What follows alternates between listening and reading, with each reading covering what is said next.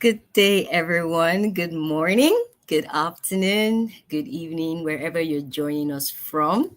You're welcome once again to the Africa the Big Deal Media Review. It's been an exciting time. I can see some comments already in the comment section. You're welcome, everyone. My name is Rosemond, and I am super excited to be your moderator for this session with the amazing team at Africa The Big Deal, along with Maxime and Max.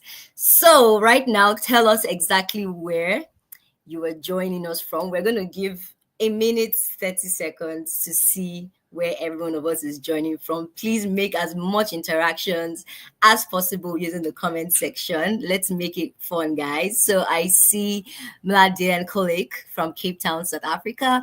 I see Andres Colt from Oslo. Thank you so much for being a part of this. Excited much to have you join us. Let's have more comments.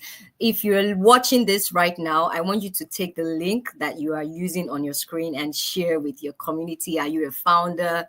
Are you an investor? Do you play in the private equity or venture capital space? Or you're just super curious as to how the year has been in Africa from an investor landscape and from an investor lens? Please share this link with someone. Yes, Tejiri from Lagos, Nigeria. Awesome stuff. We have Shane Rose from Kenya. I hope I did not brutalize your name. We have Simon from London. Awesome stuff. I love it. We have Cecilia from DRC, that's the Democratic Republic of Congo. You're very much welcome. Thank you for being here. I'm super excited to be your moderator once again for this session. We have a question here. So basically the question is, what was your highlight for the first half of the year? How was the first half of the year for you, based on the comments, based on the activities you saw within the ecosystem? Please, let's have those comments. You can give us a word or two. We have Olamide Akinolubade from London. Awesome stuff. We have more comments here. Let me just see if I can go through them. We have Marco joining us from Mozambique. That's super awesome. Thank you for being here. All right, we are 2 minutes into time. We have Lesedi from South Africa. Great, amazing stuff. So please keep putting your location. Tell us where you're joining us from. We've taken such a long time of preparation to actually bring this presentation to you guys. I'm really, really excited. And of course, we know that I'm not going to be doing this alone. I'm going to be doing this with the amazing team. I of course, introduce myself as Rosemond. I'm a corporate commercial attorney based in Lagos, Nigeria. Super excited about the venture capital and, of course, the startup ecosystem here in Africa. And, of course, we have the amazing Cuvellier, Giacomelli, and Maxime Bayen, who are going to be presenting the slides and, of course, speaking to us on some of the things that we can see for the first half of 2025. Guys, this year is running out. I don't know about you, but yeah, I'm just going to take two more shout outs. We have Paula greeting us from Spain. We have Aldo Desmond from Nigeria. We have Martin from Mombasa, Kenya. And so thank you so much. Please keep the comments going, guys. And don't forget to answer your question. What were basically the highlights for you for the first half of 2025? All right, we're going to move to an exciting point. Please make welcome with me the amazing Max and Maxime from Africa, the big deal. Woo, let's put some comments and let's put some clapping emojis and say hi. Hi, Max. Hi, Maxime. So good. Hi, Rosemond. Thank you very much. Love your energy at 9 a.m. on a Tuesday. We need more of that. I know, right? Thank you so much for being here, guys. And please take it away. Thanks, guys. Great. Thanks a lot. Good morning, good afternoon, maybe good evening for some of you. Max here. Very excited to just be talking about what happened in the first half of the year in the Africa tech ecosystem, in particular on the funding side.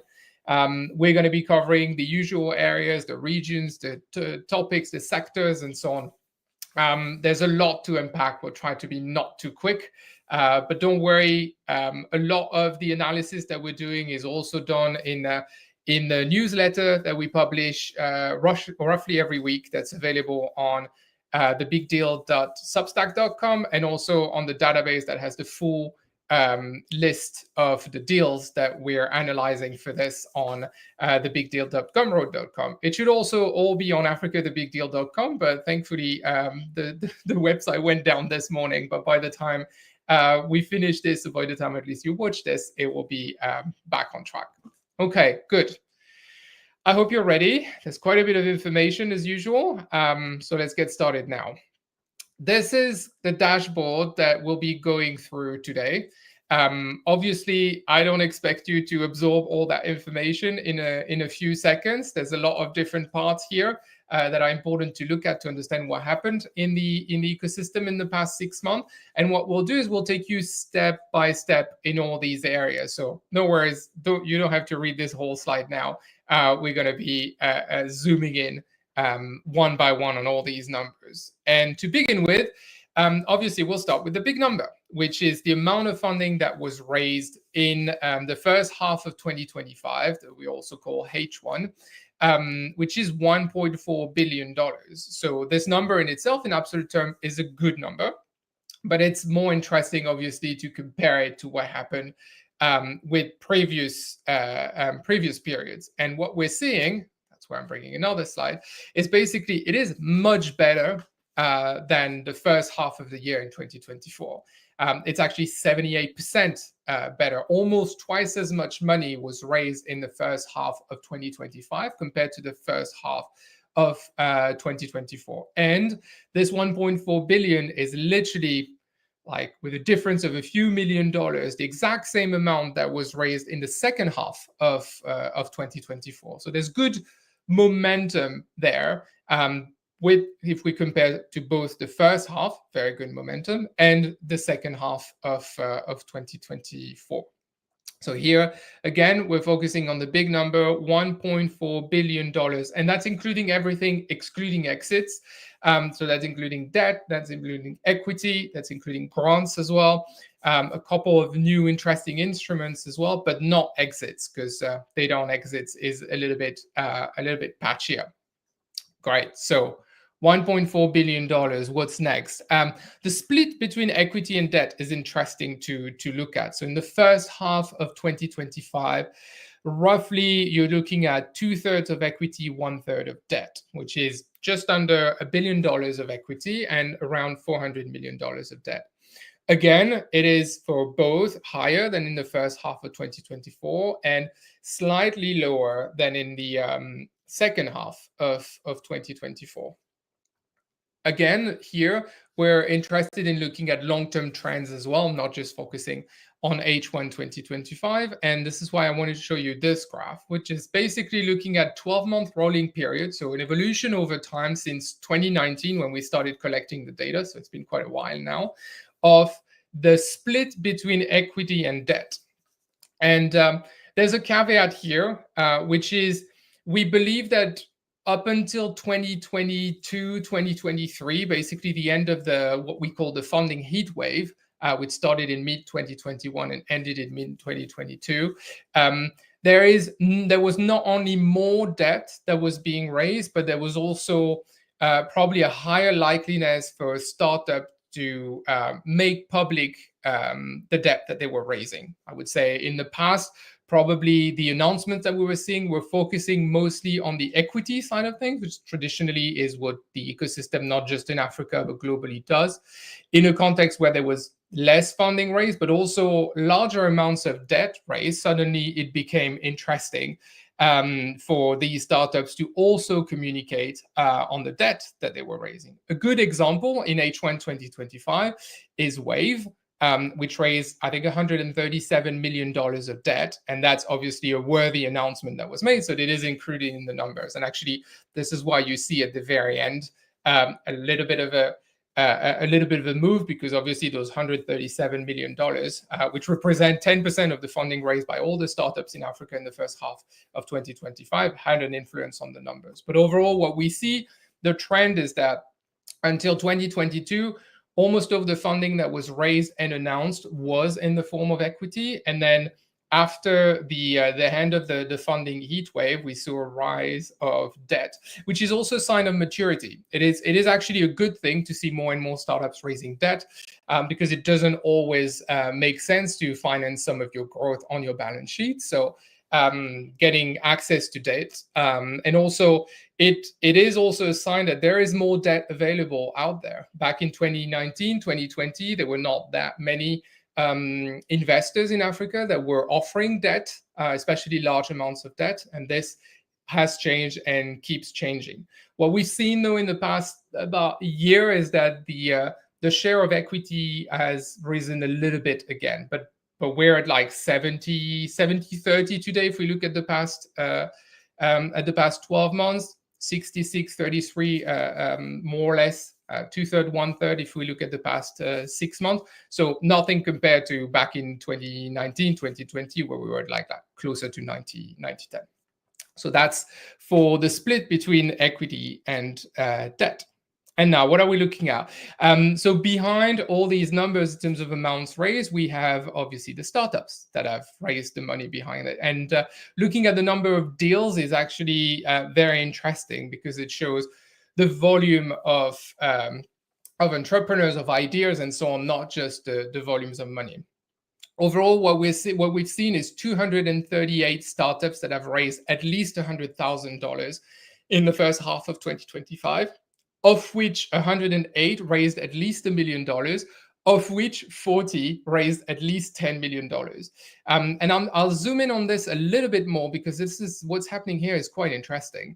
I want you to start by looking on the right-hand side of the slide. So here we're looking at startups that raised at least $10 million in the first half of 2025. And you see that number at 40 is the highest since the heat wave. We've never recorded that many startups raising $10 million or more in a 6-month period since that very abnormal phase of mid-2021, mid-2022, the heat wave, which is a really good sign. It's a sign of maturity of the ecosystem. It's a sign that also a lot of investors are confident in the ability of all these startups to grow, and hopefully for some of them to grow into unicorns. So 40 startups in 6 months raising $10 million or more is a really, really good sign.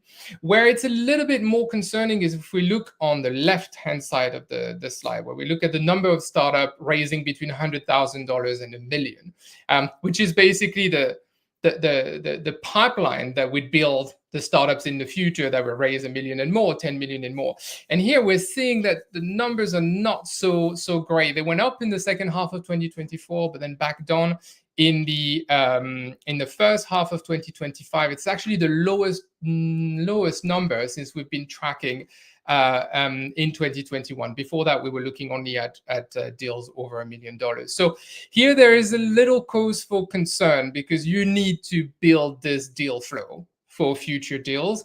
And what we're seeing is a general trend of a lot of investors focusing on larger size deals. You see a lot of new funds being raised focused on Series A, Series B, $1 million and more. There is a need for that money, but someone needs to keep doing the building of the deal flow and the investment between 100,000 and $1 million, which is tricky. It's about as much work to invest $100,000 in a startup than it is to invest $1 or $5 million. But someone has to do this, and it's not happening as much as we were seeing in previous periods, which is a little bit of concern. But hopefully, when we look at the full year, we'll see that curve going back up. Now we're going to be looking at geographies, and this is where I hand over to Maxime. Over to you.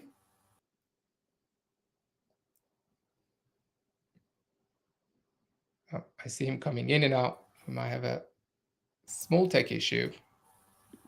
Here he is. Can you hear me now? Yes. All right. Great. Thanks a lot, Max. Hi, everyone. Really nice to be doing this exercise again. I'll pick it up from where Max left it. So we'll be digging into the geographic split now, and checking whether or not most of the investment is still going to the Big Four. And there's no spoiler here, because I'm quite sure most of you know the answer already. If you go to the next slide, Max, we can see that there's still a strong dominance of these 4 markets, with actually South Africa and Egypt leading the group. if we talk, quickly about South Africa, there was close to $345 million of funding raised by startups this half year, which is basically the best half year since 2023. Powered by a couple of large deals, including Erix in the health tech space, Stitch that raised another $55 million in the fintech space, and then the InsurTech Naked that raised $38 million. So a couple of large deals, but beyond that, quite a good number of startup raised funding this first 6 months of the year in South Africa. Just behind is Egypt with close to $340 million, with again a couple of large deals like Noe, like the famous MNT Alan, Bokra as well that raised funding. Obviously it's a mix of equity, debt, and so on, but very strong half a year for Egypt as well. Nigeria and Kenya are a little bit behind. We'll come back to that. But of course, what's interesting here is also the size of a couple of other markets like Senegal. It'd be great to say that it's a big five, but unfortunately, when you dig a bit further, this is mainly due to one large deal from Wave that raised significant amount, and not necessarily fueled by a large number of deal. Therefore, it's we can't really categorize it yet as a big five. But so we're still waiting for that fifth player in this leading group. If we move to the next slide, Max, so here we can see a little bit how things evolved over the past couple of year. I mean, actually, basically over the past year and a half. And South Africa, Egypt, and Kenya are still close to each other, as you can see.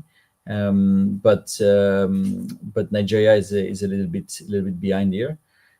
What's interesting is the share of the non-big four is growing a little bit compared to the past half year. We're now at 22%, and that's definitely also encouraging.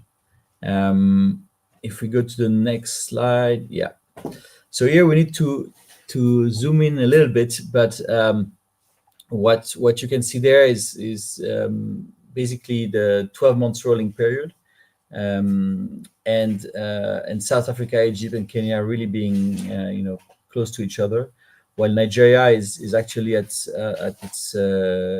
its lowest in terms of, I mean, if we compare to the previous couple of years. So definitely a slowdown in Nigeria in terms of startup funding. The line in gray is the non-big four. I don't know if you can see it well. It's been quite stable over the past 2 years, and now starting to increase a little bit. If we look at 12 months rolling for this past 6 months, so that's definitely encouraging. But we're yet to see again, a fifth player in this leading group.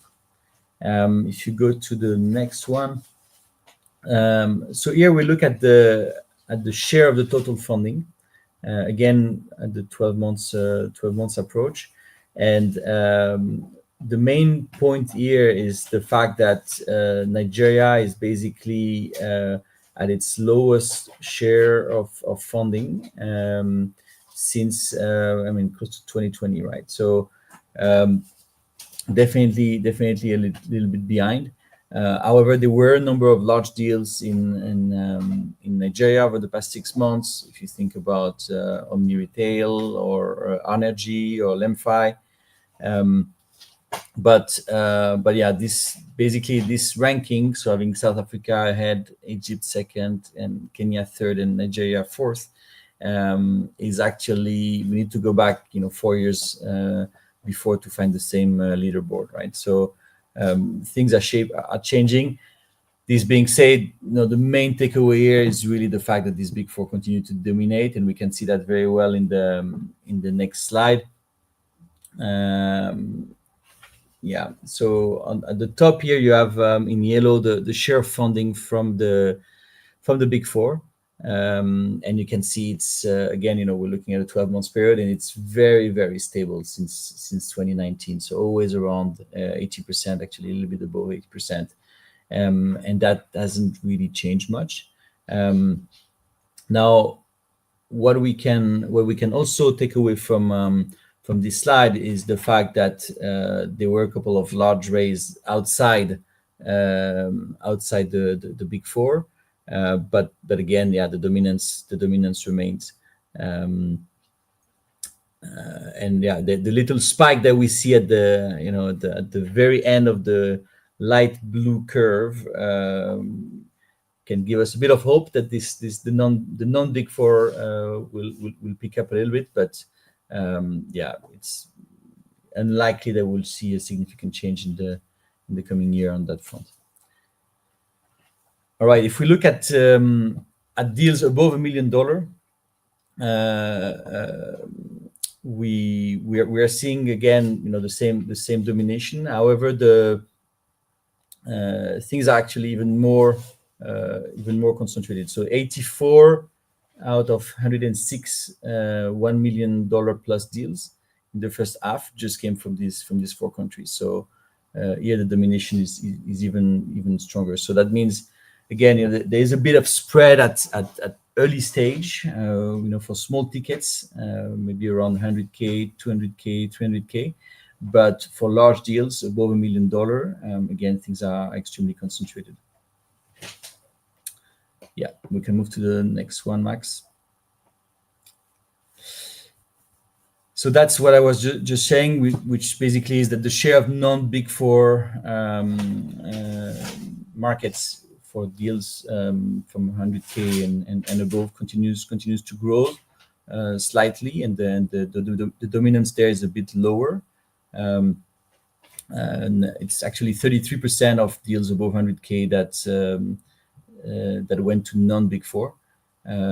So yeah, broadening access to capital at this stage, but we are yet to see the same trend at deals above $1 million. So which actually take the major part of the funding.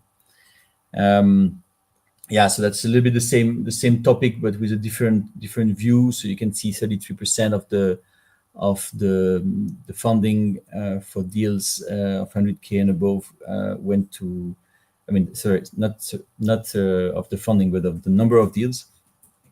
32% were closed by startups outside the big four, and that's actually almost the highest amount we have seen so far. So again, diversification is taking place for smaller deals. And if we move to the next one, this is actually quite a striking map, because everything colored here are markets where there were no deals above $100,000 in the first 6 months of the year.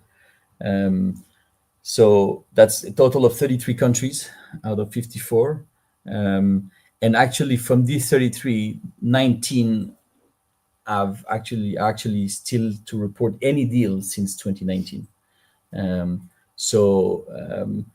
It's also important to keep in mind how early the overall ecosystem is, because of this concentration, not only in these top four markets, but also in this leading 15 or so markets across the continent that are absorbing basically 100% of the capital. So quite a striking map, and we hope this will change. Diversification is there, and more countries are added to the map, but yet 30 countries out of 54 didn't get startup funding in the past 6 months. All right, that's it for geographies. Now we'll talk a little bit about sectors, and here again, it's a little bit of the usual suspects, because you will see that fintech is still very much dominating the landscape. So over the past 6 months, startups in the fintech sector attracted 45% of all the funding, a total of $640 million. Basically remaining by far the largest sector. Of course, it's fueled by a couple of very large deals like Lemfi, like Brokra, and so on.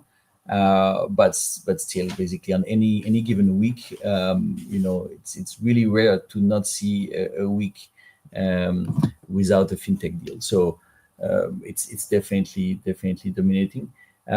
Still followed by energy, healthcare, and then logistic and transport, but quite far behind. If we go to the next one, Max, yeah. So here we basically see that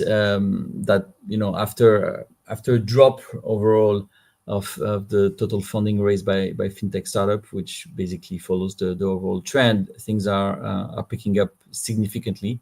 Here again, we're looking at things with a 12 months rolling period angle, and now basically you have at any given point over the past few months, half of the funding over the past 12 on a rolling basis that went to fintech startups. So definitely a growing dominance again from fintech, and yeah, clearly showing that investors remain bullish on this sector across all funding stages.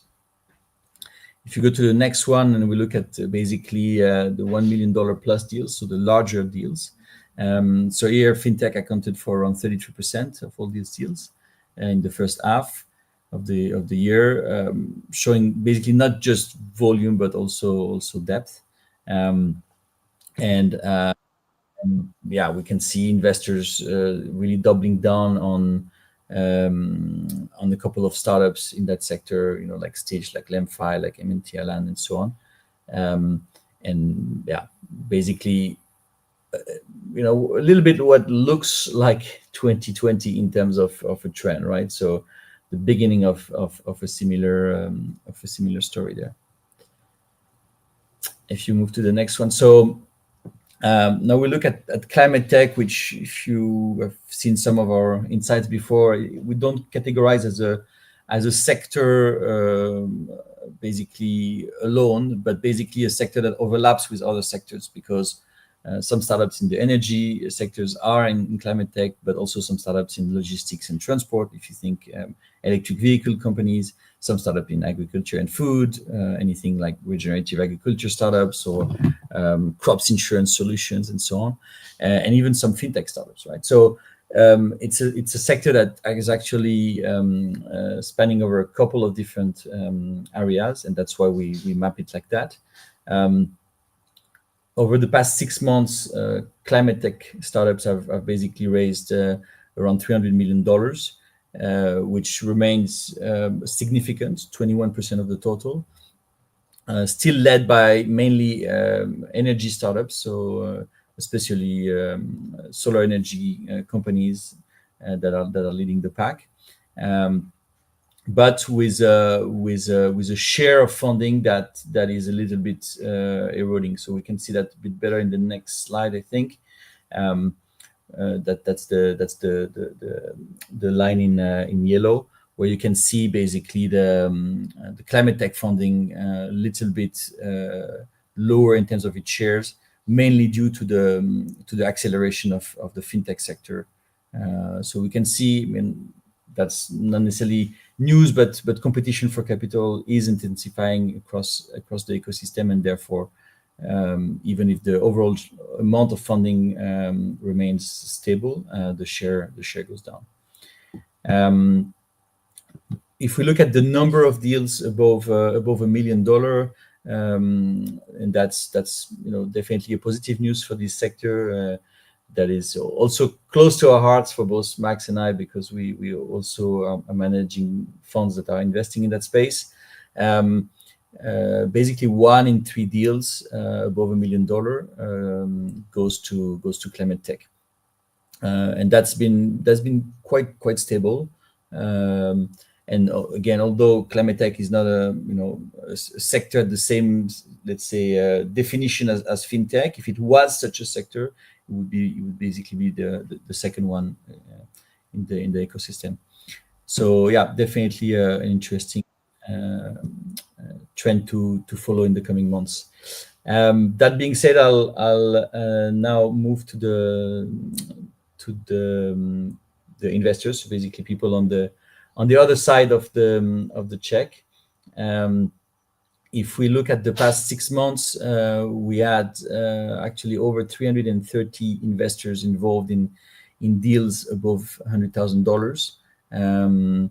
Nearly 100 of whom did more than one deal. So that basically shows that the community of active investors in Africa remains quite strong. We have shown here a couple of names. Of course, this is a mix of grant funding, like the the Develop PPP initiative from DEG. In some cases, there can be some debt and also equity investment. So it's all in there. And if you want basically to see more details on the breakdown, I invite you to look at our database and do your own filter. If you want to only look at grants, only look at debt, only look at equity, and so on. Yeah, I think I'll pause here on my side, and yeah, back to you, Max, for the next couple of slides. Great, thank you very much, Maxime. That's a lot of information, but I see a lot of questions and comments in the chat, which is great. We have even more people active than we had at the beginning of the hour, so we're not boring you just yet, and I'm going to try and keep the energy high for the next like 10-15 minutes as we close this.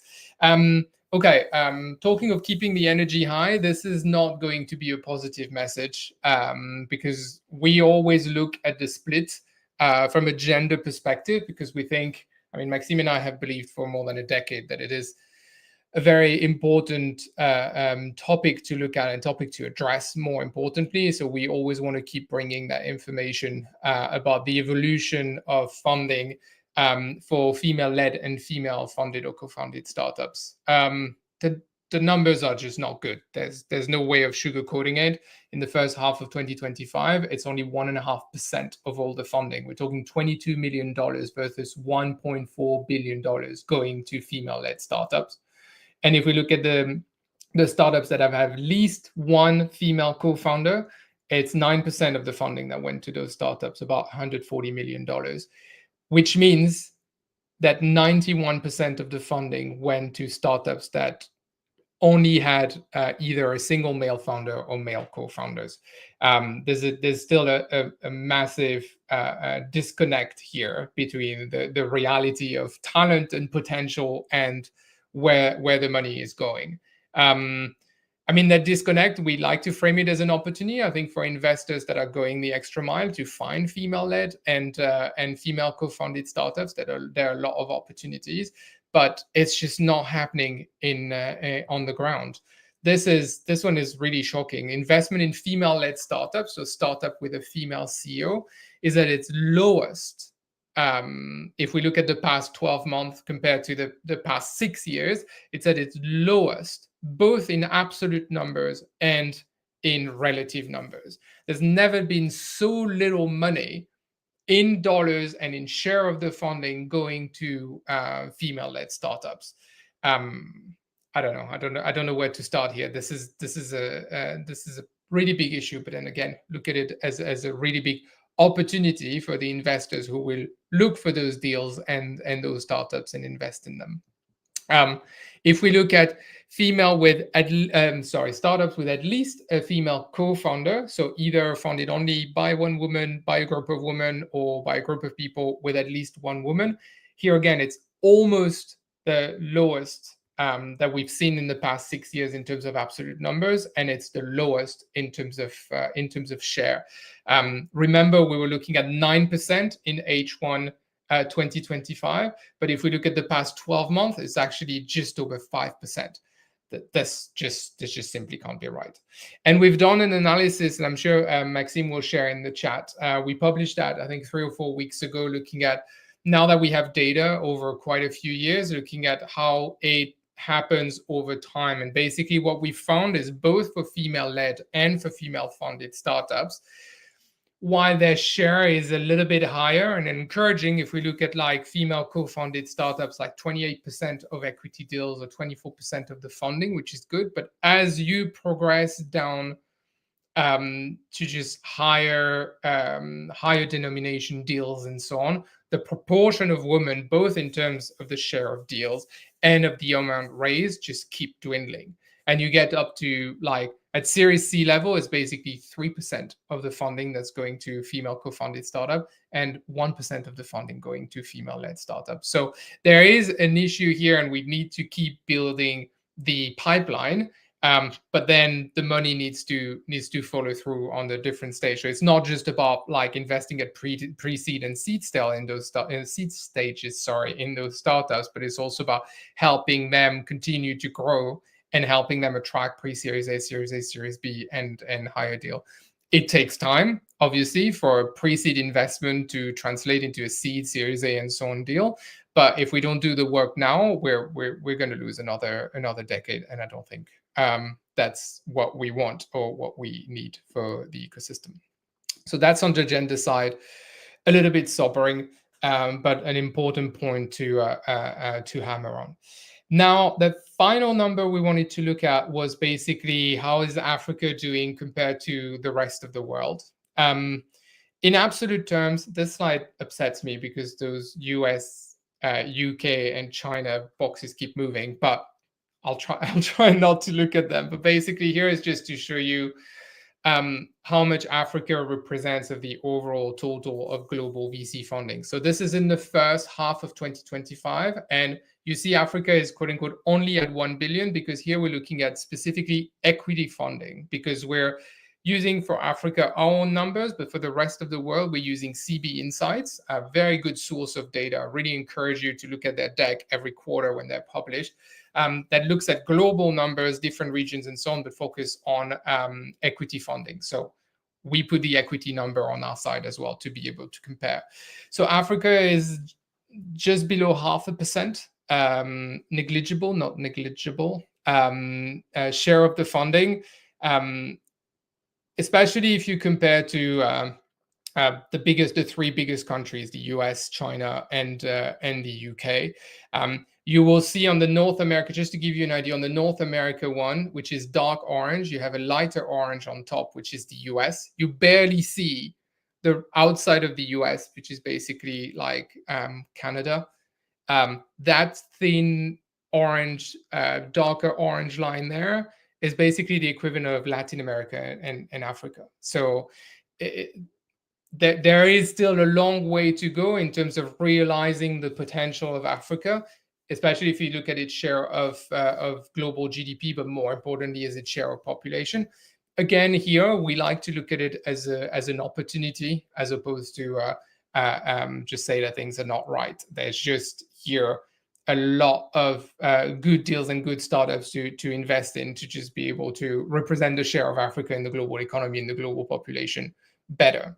Where it's a little bit more positive, though, is here if we look at the numbers, taking a base of how the numbers were in 2020 and how they evolved in different geographies and comparing Africa with other regions, basically what we see is in relative numbers, at least not in absolute numbers, but Africa benefited more than other regions from the boom of the heat wave, mid-2021, mid-2022, but also kept that progress and those benefits a little bit more than other regions as well. So today, in any given year, Africa, specifically in the past 12 months, there has been twice as much funding raised in Africa than there were in 2020.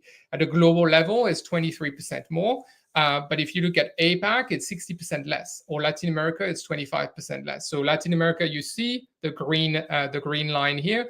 There was a big bump that happened a little bit earlier than Africa, but then the numbers went down below the levels of 2020. Africa, of all regions, it's the region that fared the best if we compare to what happened in 2020. And very quickly, because obviously there are many reasons why we should not compare Latin America to Africa, but just to give you an idea, because it is the region that's most comparable, at least in terms of volumes of funding. What we see is that Africa and Latin America are much closer today in terms of how much funding they raised compared to what they were back in 2020. There was a 6x difference in 2020 that went up to 8x in particular, because, as I said, Latin America had its boom earlier than Africa, but now we're back to about And that's been the case roughly for the past like 2-3 years. Latin America raising twice as much as Africa. But if you remember the number, in the first half of 2025, so looking at 6 months, not a year, it was 1 billion in Africa, 1.6 billion in Latin America. So it's actually only 1.6x. So that could be a sign of like Africa by doing better and Latin America, but not doing so much better, getting closer and closer over time. Okay, so we have covered a lot of numbers. It is not quite over yet. I have 2 more slides to show you, but just wanted to show you this recap. So we delivered on the promise. We looked at all these numbers one by one and looked at the trends and so on, and hopefully answered a lot of your questions. I can see still quite a few in the chat, and we'll keep like posting references to our previous posts and data that you have, that we have, sorry, to help you answer. But I just want to spend the last 3 minutes on now what does that mean? What can we imagine the future trends to be in the market based of those latest numbers of the first half of 2025? So this slide you will have seen in the past. I did a post about this a couple of months ago, showing basically what's happened since 2019. And since 2019, what we've seen is that there was a phase of relative like stability, and then the heat wave. Here you see over a year how the boom that happened in terms of investment. Actually, if you look at the top, it was more than $6 billion raised between mid 2021 and mid 2022, which was completely unheard of.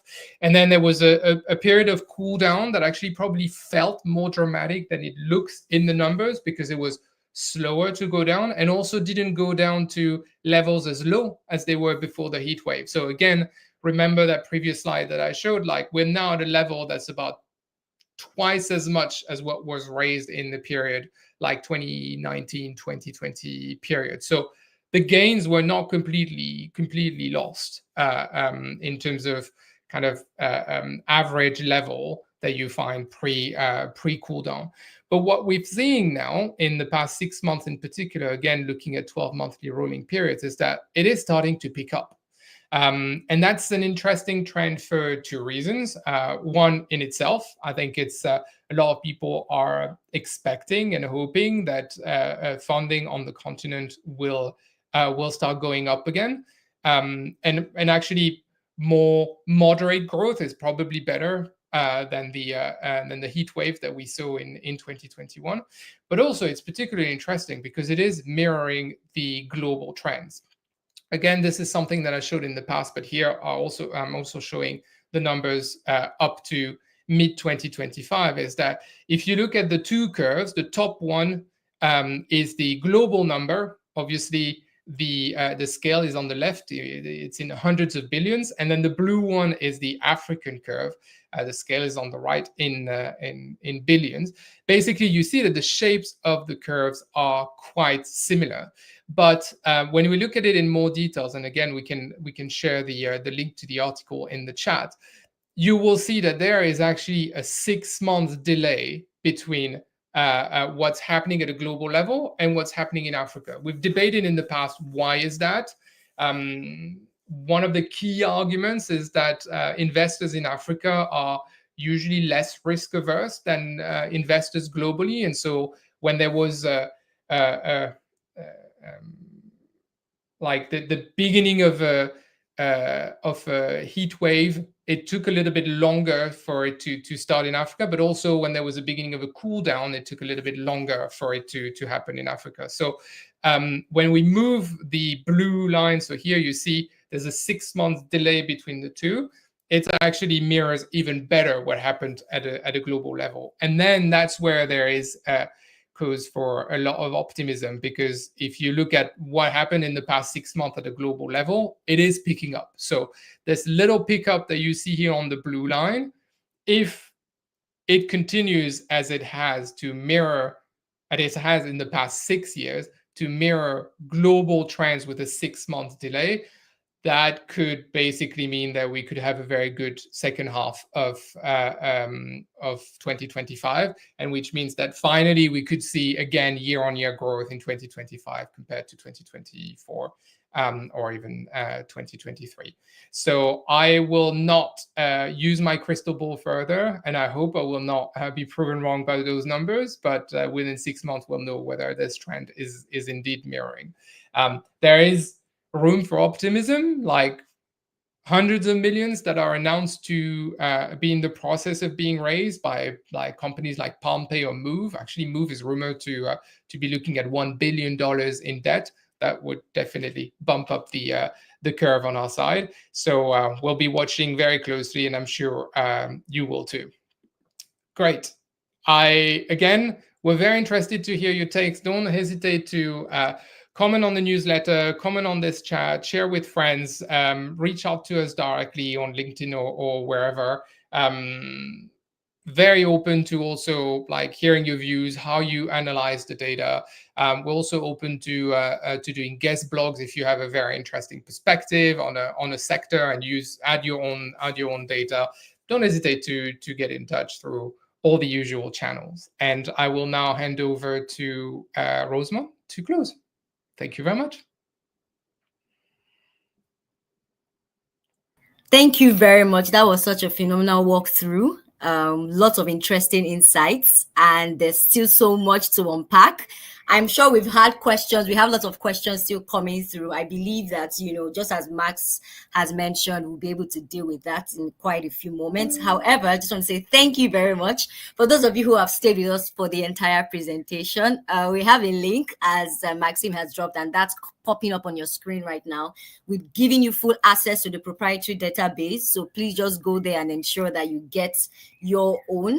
That's going to be very, very helpful and resourceful for you. On the tip of 15 minutes to the hour, we've come to the end of this presentation, and I just want to say a very big thank you. Thank you so much. At some point, we saw about a couple of hundred people on the call. Thank you very much. Really exciting to see that this is such an area that is critically important, and of course, very, very, very, very special to the African continent. As always, it's such a pleasure to be your moderator for this session. Please keep putting in your comments. Thank you so much, Max. Thank you, Maxime, for the amazing work you're doing with the African team. I'm so grateful. Thanks so much, guys. Till we come your way again, as we always will. Looking forward to having much more sessions with you. Thank you so much. And we'll be saying bye for now, but please keep in contact with us. Visit our website, visit our blogs, and of course, we'll always be looking forward to engage with you. So from here, we're saying thank you. Thank you very much, Max. Thank you, Maxime. And super exciting session again. Bye. Bye, guys. Thanks a lot. Bye.